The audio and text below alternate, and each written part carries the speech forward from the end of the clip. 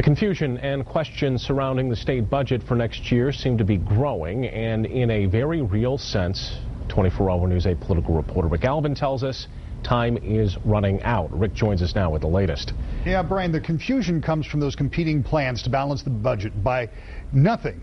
Nothing has been agreed to by all of the major players, so that creates confusion. The majority in the Senate, Republicans, want to make the budget work with cuts alone. That would entail some significant spending changes, as the overall difference in what some in the state want to spend and what they'll actually be able to spend, about $3 billion short. House Republicans would use some stimulus money and cuts, as well as, again, potentially hitting things like the promised scholarships, school aid funding, revenue sharing. The governor would use even more stimulus money, some cuts, and raising taxes by more than $600 million to fix the problem.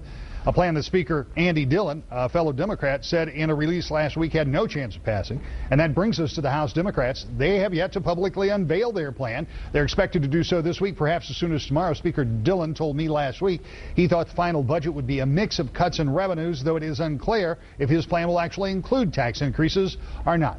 Adding to the confusion, the House Appropriations Chairman, a Democrat, suggested some even bigger cuts to the school aid fund last week, though it is unclear exactly where that proposal may go, if anywhere. Now, the big question is timing. This is September 14th, for example, right over there. And that means you got about 2.5 weeks before the new budget deadline, which is marked right there, is the 30th. Now, if all of the budget bills are going to be agreed to and acted upon by both houses and signed by the governor in time to get them implemented, something has to happen this week. They got to start moving those bills. Now, House and Senate will be back in session tomorrow. We may then get a clearer picture of whether there is an impending agreement or if the state is moving closer to a government shutdown. That would undoubtedly create even more political tension in the state's capital. Susan? Rick, thanks.